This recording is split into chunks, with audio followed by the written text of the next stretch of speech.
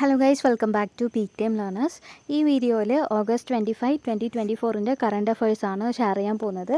SSC and PSC എക്സാംസിന് ആവശ്യമുള്ള current അഫയേഴ്സാണ് share ചെയ്യാൻ പോകുന്നത്. അത് കഴിഞ്ഞിട്ട് UPSC എക്സാമിന് പ്രിപ്പയർ ചെയ്യുന്ന സ്റ്റുഡൻസിന് ഏതൊക്കെ ഇമ്പോർട്ടൻറ്റ് ആർട്ടിക്കിൾസ് ഉണ്ട്, അതൊക്കെ ഏത് ഡയമെൻഷൻസിലാണ് നമ്മൾ പഠിക്കേണ്ടത് എന്നും കൂടി ഇതിൽ ഷെയർ ആക്കാം. First one, central government 156 medicines ban ചെയ്തിട്ടുണ്ട്, including antibiotics, pain killers and multivitamins.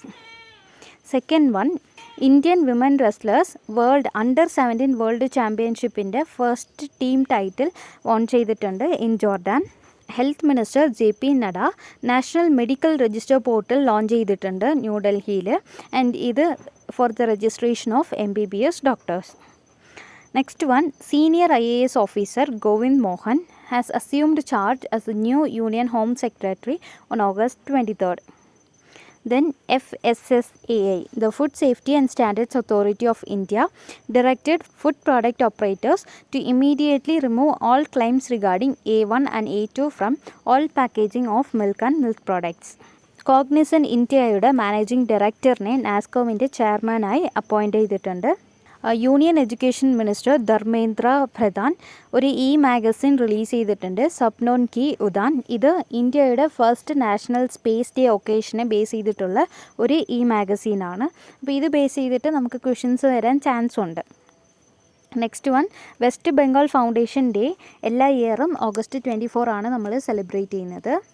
Then Indian cricket player Shikhar Dhawan retirement announce ചെയ്തിട്ടുണ്ട് from all 3 formats of international cricket. അപ്പോൾ ഇതൊക്കെയാണ് ഇമ്പോർട്ടൻ്റ് ആയിട്ടുള്ള കറണ്ട് അഫയേഴ്സ്. ഇനി UPSC എക്സാമിന് പ്രിപ്പയർ ചെയ്യുന്ന സ്റ്റുഡൻസ് ആണെങ്കിൽ അവർക്ക് ഈ കറണ്ട് അഫയേഴ്സ് എങ്ങനെയൊക്കെ പഠിക്കാമെന്നാണ് ഷെയർ ചെയ്യാൻ പോകുന്നത്. അപ്പോൾ ഫസ്റ്റ് ഉള്ള ആർട്ടിക്കിളാണ് പെൻഷൻ റിലേറ്റ് ചെയ്തിട്ടുള്ളത്.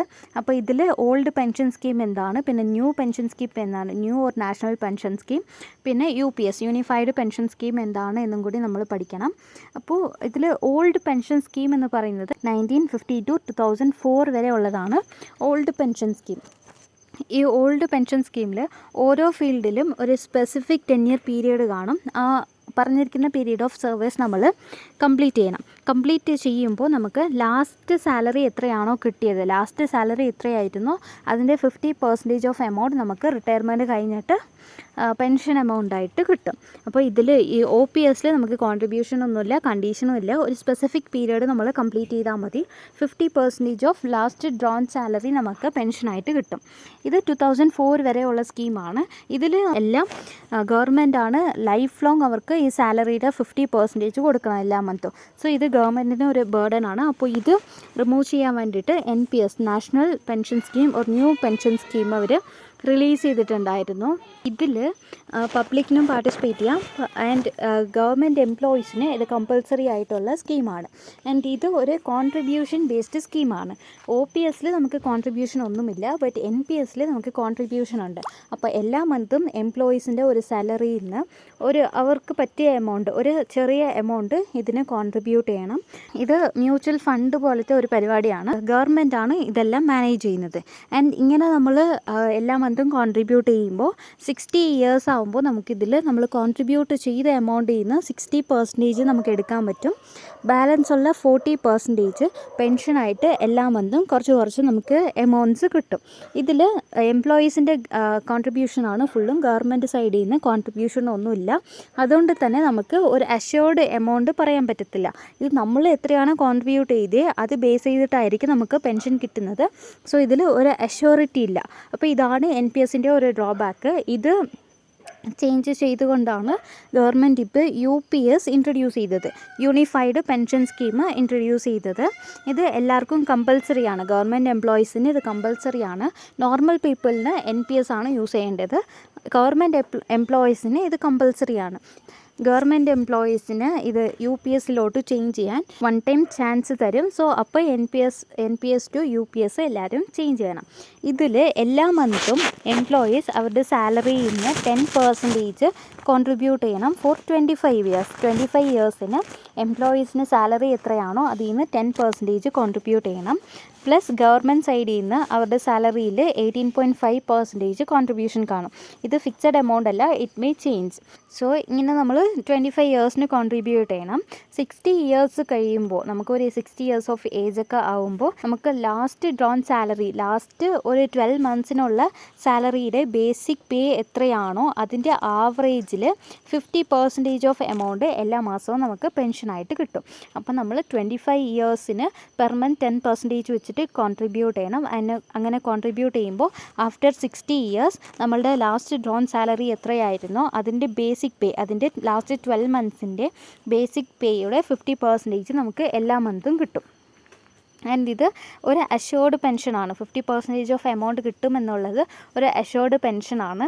പിന്നെ 10 ഇയേഴ്സ് സർവീസിൽ ഉണ്ടായിരുന്നവർക്ക് മിനിമം 10K വരെയൊക്കെ പെൻഷൻ കിട്ടും. അപ്പോൾ ഇതാണ് NPSനും UPSനും ഉള്ള ഡിഫറൻസ്. NPSൽ ഗവൺമെൻറ് സൈഡ് കോൺട്രിബ്യൂഷൻ ഒന്നും ഇല്ലായിരുന്നു, പിന്നെ ഒരു അഷ്യൂറിറ്റി ഇല്ലായിരുന്നു. ബട്ട് UPSൽ നമ്മളുടെ എംപ്ലോയി സൈഡ് കോൺട്രിബ്യൂഷനും ഉണ്ട്, ഗവൺമെൻറ് സൈഡ് കോൺട്രിബ്യൂഷനും ഉണ്ട്, പിന്നെ അഷ്യൂർഡ് പേ ആണ്. സോ ഇതാണ് UPS, യൂണിഫൈഡ് പെൻഷൻ സ്കീം. അപ്പോൾ ഇത് റിലേറ്റഡ് ആയിട്ട് നമുക്ക് മെയിൻസിൽ ക്വസ്റ്റ്യൻ ചോദിക്കാൻ ചാൻസ് ഉണ്ട്. അപ്പോൾ what is UPS, what is NPS, what is OPS എല്ലാം പഠിക്കണം, എല്ലാത്തിൻ്റെയും ഡിഫറൻസും പഠിക്കണം.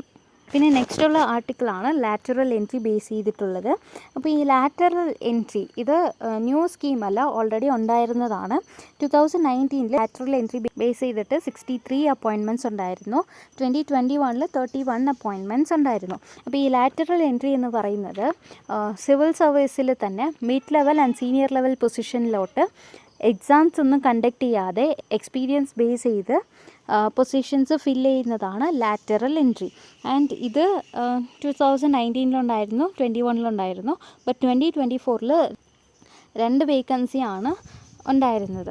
നോർമലി നമുക്ക് റിസർവേഷൻ ഉണ്ട്, പക്ഷേ അത് സിംഗിൾ പോസ്റ്റ് ആണെങ്കിൽ റിസർവേഷൻ ഒന്നും കാണത്തില്ല. സിംഗിൾ പോസ്റ്റിന് എപ്പോഴും റിസർവേഷൻ കാണത്തില്ല. ഈ ലാറ്ററൽ എൻട്രിയിൽ 2 വേക്കൻസീസാണ് വന്നിട്ടുള്ളത്. സോ ഇതിലും റിസർവേഷൻ ഇല്ല എന്ന് ഗവൺമെൻറ് അനൗൺസ് ചെയ്തു. അപ്പോൾ ഇത് ബേസ് ചെയ്തിട്ട് കുറേ ഒപ്പോസിഷൻസ് ഒക്കെ വന്നിട്ടുണ്ടായിരുന്നു. അപ്പോൾ ഗവൺമെൻറ് ഈ ലാറ്ററൽ എൻട്രി ക്യാൻസൽ ചെയ്തു. അപ്പോൾ ഇത് ബേസ് ചെയ്തിട്ടാണ് ഇപ്പോൾ ഇഷ്യൂസൊക്കെ ഓൺഗോയിങ് ആയിട്ട് നടക്കുന്നത്. അപ്പോൾ ഇത് നമുക്ക് എക്സാമിൽ ഇത് റിലേറ്റഡ് ആയിട്ട് മെയിൻസിൽ ക്വസ്റ്റ്യൻസ് വരാൻ ചാൻസ് ഉണ്ട്. അപ്പോൾ what is lateral entry, what are the advantages and also what are the disadvantages എന്ന് ഈ ഡയമെൻഷൻസിലൊക്കെ നമ്മൾ പഠിച്ചു വയ്ക്കണം. Next one biotech manufacturing related ആയിരുന്നു. അപ്പോൾ ബയോ E3 എന്നൊരു മിഷൻ വെച്ചിട്ട് യൂണിയൻ ഗവൺമെൻറ് നമുക്ക് ഈ ബയോടെക്നോളജി വെച്ചിട്ട് ഇന്ത്യയുടെ എൻവിറോൺമെൻറ്റ്, ടെക്നോളജി ആൻഡ് എംപ്ലോയ്മെൻറ്റ് എല്ലാം തന്നെ ഇൻക്രീസ് ചെയ്യാം, കുറച്ച് ഡെവലപ്പ് ചെയ്ത് എടുക്കാമെന്ന് റിയലൈസ് ചെയ്തു. അപ്പോൾ ഇത് ബേസ് ചെയ്തിട്ട് ഈ ബയോ E3യുടെ കൺക്ലൂഷനായിട്ട് നമുക്ക് യൂണിയൻ ഗവൺമെൻറ് ഡിസൈഡ് ചെയ്തത് എന്താണെന്ന് വെച്ചാൽ ഇന്ത്യയിൽ 6 ഏരിയാസിൽ ബയോ ബേസ്ഡ് പ്രോഡക്റ്റ്സ് വെച്ച് നമുക്ക് ചേഞ്ചസ് കൊണ്ടുവരാമെന്നാണ് ഡിസൈഡ് ചെയ്തത്. അപ്പോൾ അതിൽ വരുന്ന 6 ഫീൽഡാണ്. First one bio based chemicals and enzymes, second one functional foods and smart proteins, third one precision bio therapeutics, fourth one climate resilient agriculture, fifth one carbon capture and sixth one futuristic marine and space research. അപ്പോൾ ഇത് related ആയിട്ട് നമുക്ക് പ്രിലിംസിൽ question വരാൻ chance ഉണ്ട്. Next one National institute of Virology. ഇതിൽ Zika virus base ചെയ്തിട്ടാണ് ഈ ആർട്ടിക്കിൾ ഉള്ളത്. അപ്പോൾ Zika virus normal dengue and chicken ഗുനിയ transmit ചെയ്യുന്ന same mosquito type ADS mosquito ടൈപ്പിലാണ് സിക്ക വൈറസ് എറൈസ് ആവുന്നത്. അപ്പോൾ ഇന്ത്യയിൽ ലോക്കൽ ലെവൽസിൽ എവിടെയും ഈ സിക്ക വൈറസ് ടെസ്റ്റ് കിറ്റില്ല. ഇനിയും പേഷ്യൻസിന് സിക്ക വൈറസ് ഉണ്ടെങ്കിൽ ആദ്യം ഡെങ്കു പിന്നെ ചിക്കൻ ഗുനിയ എല്ലാത്തിനും ടെസ്റ്റ് എടുക്കും. അതെല്ലാം നെഗറ്റീവ് ആണെങ്കിൽ national institute of virology and testing സെൻറ്ററിന് ഇവരുടെ സാമ്പിൾ കൊടുത്തിട്ട് അവിടെ നിന്നാണ് ടെസ്റ്റ് ചെയ്ത് നമുക്ക് റിസൾട്ട് കിട്ടുന്നത്. അപ്പോൾ ഈ ടെസ്റ്റിൻ്റെ റിസൾട്ട് കിട്ടാൻ നമുക്ക് മിനിമം 15 to 20 days എങ്കിലും ആവും. അപ്പോൾ ഇപ്പോൾ വരെ നമ്മൾ യൂസ് ചെയ്യുന്ന ഈ Zika virus test kit American മാനുഫാക്ചറാണ്. അമേരിക്കയിൽ ചെയ്ത ഒരു ടെസ്റ്റ് കിറ്റാണ് നമ്മളിപ്പോഴും യൂസ് ചെയ്യുന്നത്. ഇന്ത്യയിൽ ഇതുവരെ ഓൺ ടെസ്റ്റ് കിറ്റ് റെഡിയാക്കിയിട്ടില്ല. ആൻഡ് ഇന്ത്യയിൽ റെഡിയാക്കിയ ടെസ്റ്റ് കിറ്റ് ഉണ്ട്, പക്ഷേ അത് നമുക്ക് ടെസ്റ്റ് ചെയ്യാൻ സാമ്പിൾസ് ഒന്നും കിട്ടിയിട്ടില്ല. ബിക്കോസ് നമ്മൾ എല്ലാം ഡയറക്റ്റായിട്ട് NIVയിലോട്ടാണ് സെൻഡ് ചെയ്യുന്നത് സാമ്പിൾസ് എല്ലാം. അപ്പോൾ നമുക്ക് സർട്ടിഫിക്കേഷൻ കിട്ടിയില്ല ഇതുവരെ. Zika virus test kit ready ചെയ്തിട്ടുണ്ട്, പക്ഷേ അത് സർട്ടിഫൈഡ് ആയിട്ടില്ല. അപ്പോൾ ഇതിൻ്റെ വാട്ട് ഈസ് നിക്ക വൈറസ് പിന്നെ അതിൻ്റെ ടെസ്റ്റ് കിറ്റ് നമ്മൾ വേറെ കൺട്രിയിലുള്ള മാനുഫാക്ചർ ചെയ്തതാണ് യൂസ് ചെയ്യുന്നത്. അപ്പോൾ അതിൻ്റെ ഡിസഡ്വാൻറ്റേജസ് എന്തൊക്കെയാണ്, ഇതൊക്കെ നമ്മൾ പഠിക്കണം. അപ്പോൾ ഇത്രയൊക്കെയാണ് ഹിന്ദു പേപ്പറിൽ ഉള്ള ഇമ്പോർട്ടൻ്റ് ആയിട്ടുള്ള ന്യൂസ് ആർട്ടിക്കിൾസ്. ഇതുപോലെ ഉള്ള വീഡിയോസിന് PTM ലേണേഴ്സിന് സബ്സ്ക്രൈബ് ചെയ്യുക. താങ്ക്